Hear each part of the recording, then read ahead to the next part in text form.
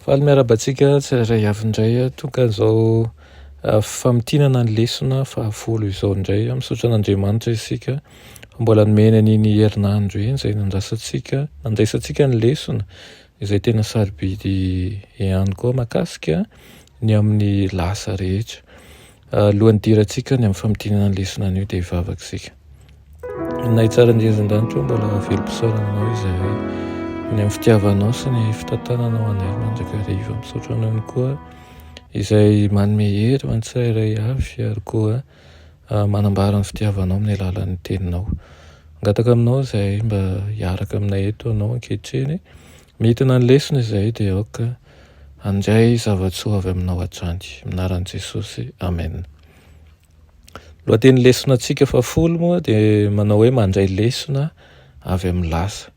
Ny tsenjery dia amin'ny Salamo 4:7 sy ny 4. Manao hoe izay efa harentsika sy fantatsika ary nambara ny razantsika tamintsika dia tsy mba fenitsika amin'ny zanany fa ambarantsika amin'ny taranaka ho avy ny fideranan'i Jehovah sy ny heriny ary ny fahagagana izay efa nataony. Amen.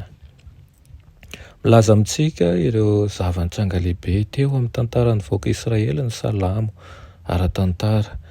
Mifantoka manokana amin'ny fomba nitondran'Andriamanitra azy nivoaka avy tany Egypta izy ireo. Tsy tantara mampientanentana no tantaraina amintsika fa ny tena zava-misy mihitsy. Ny komo ny vahoaka nefa Andriamanitra namela heloka azy ireo mandrakariva ary niasa ho azy ireo foana. Na dia teo aza ny fikomiana ireo dia navela ny honina anaty fandriampahalemana tao Kanana izy. Hita porofo eo amin'ny tantaran'ny vahoakan'Andriamanitra fa tsy misy tsy tanteraka ny teny fikasana rehetra nataon'Andriamanitra. Miatra amin'ireo teny fikasana ankehitriny mikasika ny fomba nisam-batan'olona izany ary koa ny teny fikasana amin'ny ho avy dia ny fiavian'i Kristy fanondroany izay ametraka eo amin'ny tany vaovao sy ny fanjakam-pahamarinana sy ny fanjakam-piadanan'Andriamanitra.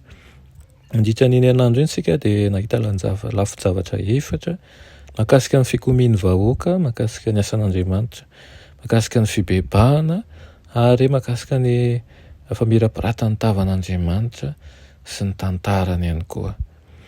Raha ny mikasika ny fikomian'ny vahoaka no nasy teny dia hitantsika fa araka ny baikon'i Davida dia novidiany avy tamin'ny Levita ho lehiben'ny antoko-pihira Iasafa, mpaminany sady mpanoratra salamy izy sy ny zanany.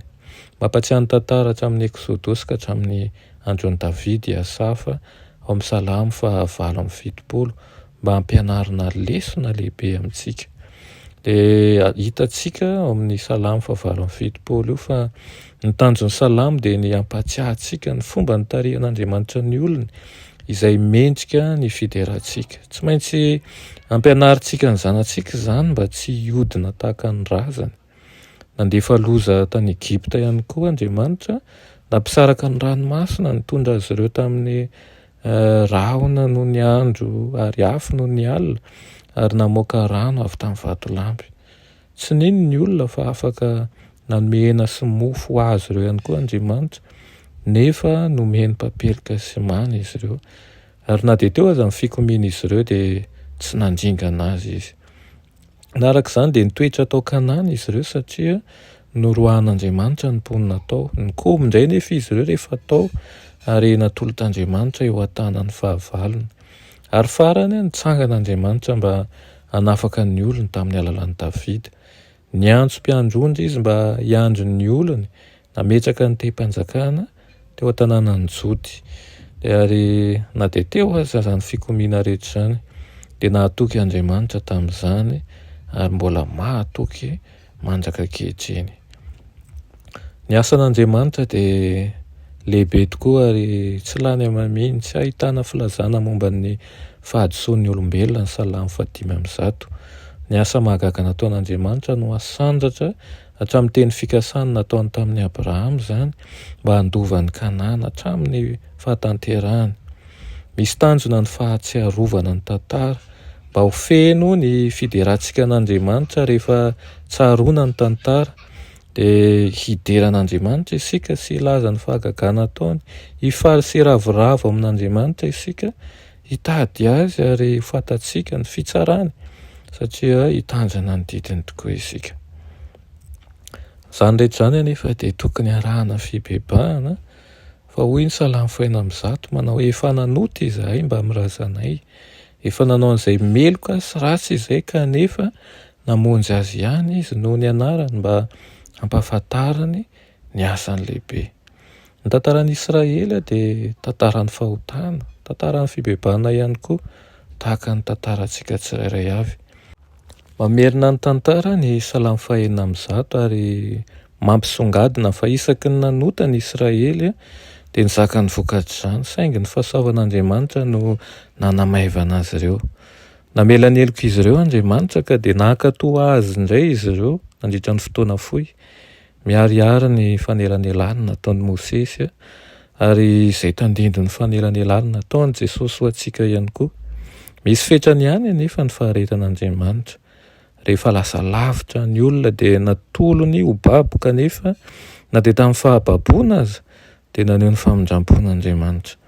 Maneho toky antsika ny tantara fa afaka mangataka famelan-keloka amin'Andriamanitra isika ary mandray fanafahana avy aminy dia hidera azy mandrakizay mandrakariva isika.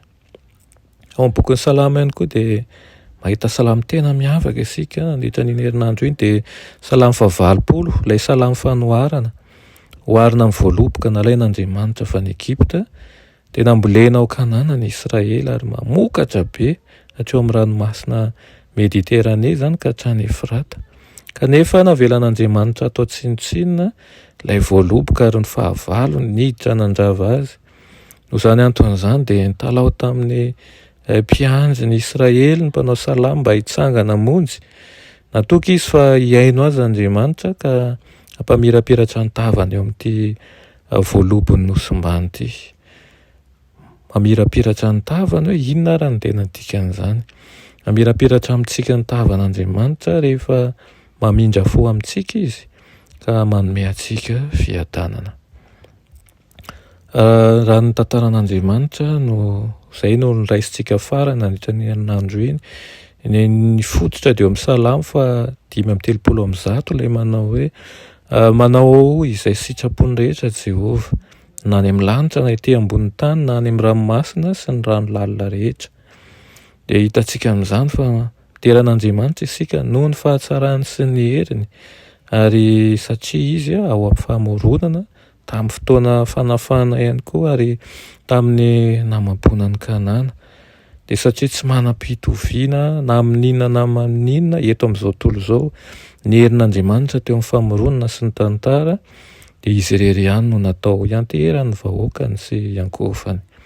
Mampamorona sy mpanavitra antsika dia izy irery ny tokony iankofantsika tsirairay avy ihany koa. Ity lahatsoratra Madamo White ity no ndeha marana antsika azy manao hoe tokony averina matetika ny fiserasaràn'Andriamanitra amin'ny olona. Impiry moa no nahorin'ny tompo teo amin'ny fifandraisany tamin'ny Israely ireo mariky ny lasa mba tsy hanadinoana izy ireo ny tantara fahiny dia nandidy amin'ny Mosesy izy mba handrafitra ho hira ireo zavan-trangy ireny ka ho ampianarin'ny ray aman-dreny amin'ny zanany izany. Ho an'ny olona amin'ity taranaka ity dia nanevo toy ny Andriamanitra mahagaga ny tompo. Tantara fahiny momba ny asan'Andriamanitra dia ilaina entina matetika ao anatrehany olona na tanora io na antitra. Ilaintsika mitanisa matetika ny fahatsaran'Andriamanitra sy midera azy noho ny asany mahagaga. Dia mba hisintona zavatsoa amin'izany tokoa anesika. Etsika hampiatra izany eo amin'ny fiainantsika andavanandro, hidera azy mandrakariva, handray ny fibebahana marina ary koa akalesona mikasika ny lasa. Tsy hikomy tahaka ireo zanak'Israely fa hiankasitraka amin'ny zavatra rehetra omen'Andriamanitra antsika. Vavaka isika. Iranay tsara indrindrandranitro mbola misaotra anao izay ny amin'ny lesona izay nomenao anay nandritra ny herinandro iny. Mangataka aminao izahay mba hanome heranay mandrakariva ary hamboly fotom-pisainana vaovao izay mifanaraka ny amin'ny sitraponao ny aminay. hita io ny isa-tokantrano tsirairay avy izay manaraka izao fandarana izao. Mandray ny fahasoavanao sy ny fitahianao ary ny fitiavanao hatrany aminaran'i Jesosy. Amen.